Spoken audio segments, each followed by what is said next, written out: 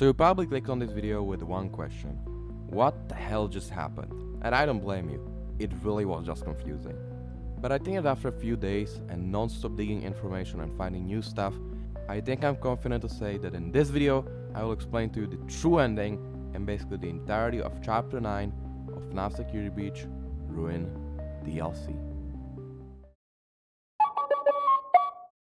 So first, let's run over everything that happened in Chapter 9 before the explaining part. It begins by Gregory telling us that we are close and the only security node left to deactivate is, well, Roxy. Also, listen how Gregory switches tones in different words when talking to us. Can you hear me? I finally have a clear signal! Gregory, I shut down all the security nodes. I'm in the Roxy party garage. Am I close? Almost. There's still one node left that's keeping the underground sealed. Where? Roxy's the final node. You need to deactivate her. Deactivate her and save me. Save me, Cassie, please. It's so dark down here. Then we found Roxy, lying on the ground, stuck under a forklift.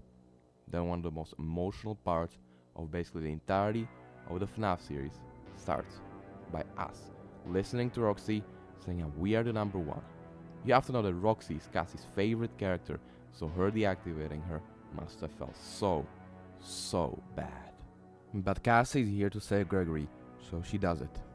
All security nodes are breached, and we enter the old elevator that leads to the FNAF 6 location. When we step out, we see that the path that we used before with Gregory is completely broken and inaccessible, covered by giant rocks. But the path next to the giant Freddy statue is opened. We continue through a very tight tunnel and end up in a large underground cave with waterfalls, glowing mushrooms, and a lot of gift boxes with old retro fast tokens. We collect all of them and enter this weird underground location made from old wood and unstable pillars. And then we meet our good old buddy from FNAF Pizzeria Simulator, Candy Cadet. When we give him all the coins, he tells us a story about a boy and a mother who lived in a dark cabin in the woods. There was a monster in the woods, and the mother locked it in the basement. The monster made growling noises in the basement, but the mother told the little boy not to worry because the monster could never get out. Every night, the mother would sing the boy a lullaby. Then one day, the monster stopped growling and instead learned the lullaby. When the boy heard the lullaby coming from the basement, he opened the door. The end. We then continue and end up in the same place where Burn Trap was last seen. There were burners on the ground and Burn Trap is nowhere to be found. But there is a little gift which contains a comic from a shot from the Burn Trap ending. We then continue and end up in a room with a shut door, a forklift, a monitor, a backpack, and a giant machine with the letters MXES. We start the monitor and it tells us that the safety protocols were deactivated and if we wish to continue. We say yes, and then we see the glitchy rabbit again struggling, and then the door opens. Surprisingly though, the door is covered by concrete, but we can still activate the forklift which breaks the concrete. We enter and... You saved me. Gregory? I'm Gregory. You're not Gregory. What are you? I'm Gregory.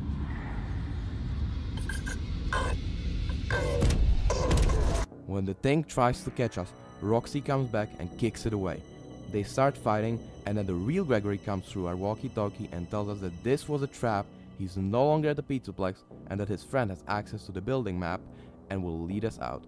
We run from this thing, following Gregory's instructions, activating one last door, and now we are safe in an elevator, finally going up.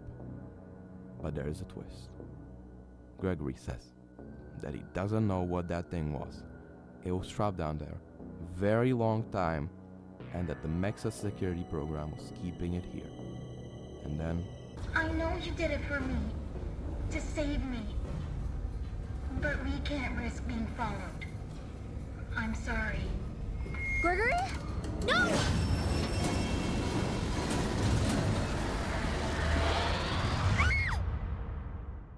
With with one last post-credit scene line.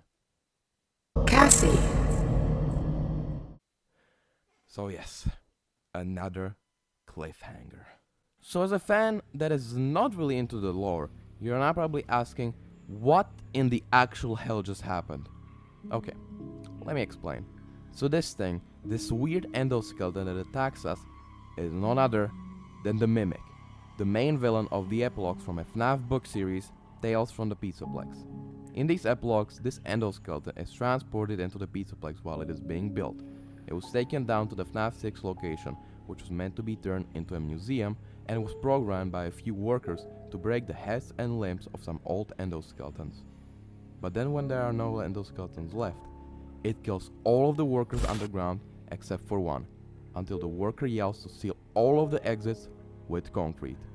Years later, a group of teenagers break into the old location, and all of them, throughout all of the epilogues, get slowly killed. The Mimic is an endoskeleton that is programmed to mimic others' behaviors. That's why he was mimicking Gregory's voice.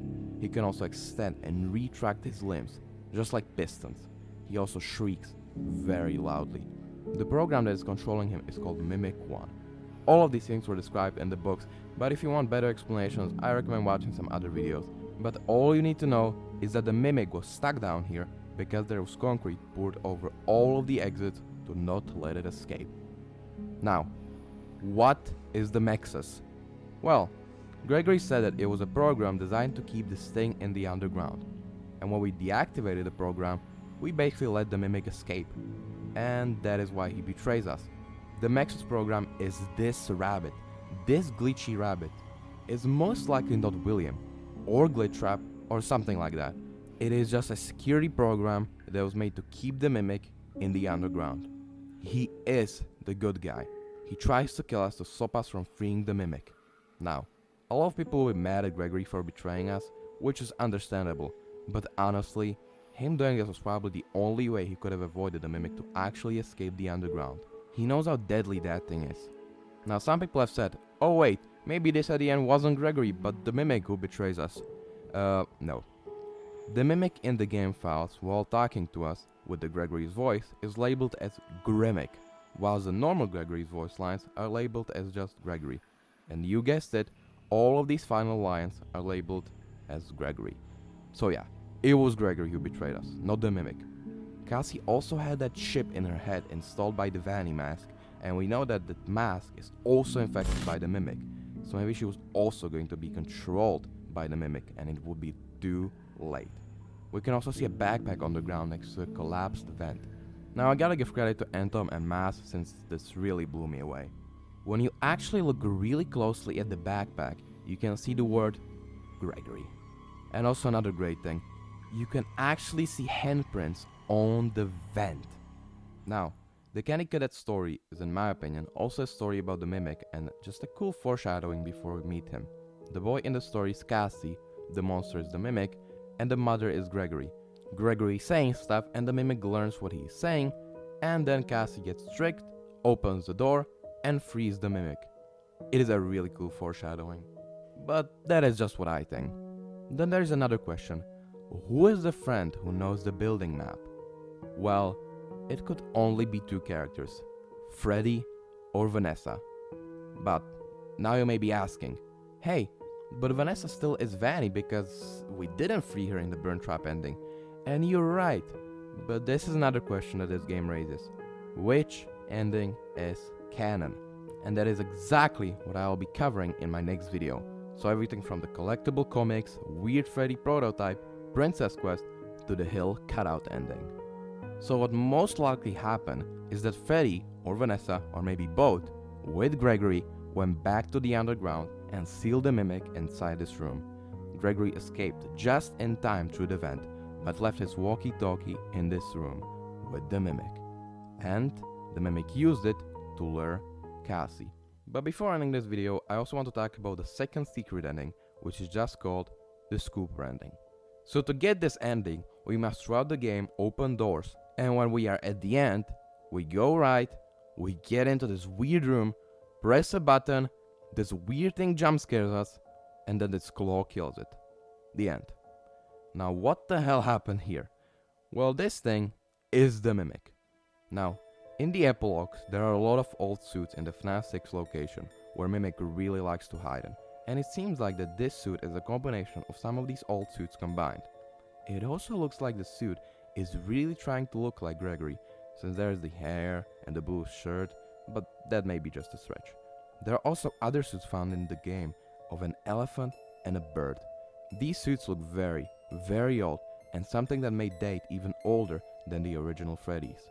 In the epilogues, it is never explained what these suits are, so we can just wonder for now. And this weird claw that kills the Mimic?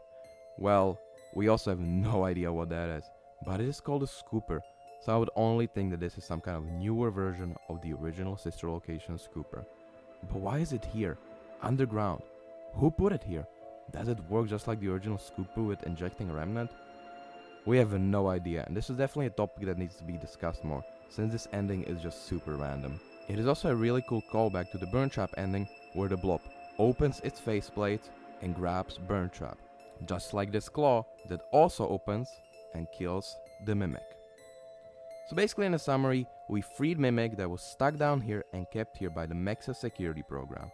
This program was most likely made specifically to keep the Mimic there, to not let it escape, by most likely Vanessa. They went back underground after the events of security breach and sealed the Mimic down, but Gregory left his walkie-talkie with the Mimic in the room. Gregory most likely works with either Freddy or Vanessa to help us navigate out of this place, and then betrays us when he realizes that the Mimic could follow us, or just straight up take control over our mind. There's definitely so much to discuss right now, so definitely subscribe to hear more theories and explanations from me in the upcoming days. From the canonicity of the endings, if the Mimic is Burn Trap, to where's the blob, it is going to be a wild ride, and there are most likely so many more things that we haven't even discovered yet. If you have any questions, which you probably have, leave them in the comments. And also remember, this was just a theory. I'm not saying that these are facts. And also, if you want to see my reaction to this ending, click the top right of the screen. So, thanks a lot for watching, and I will see you next time.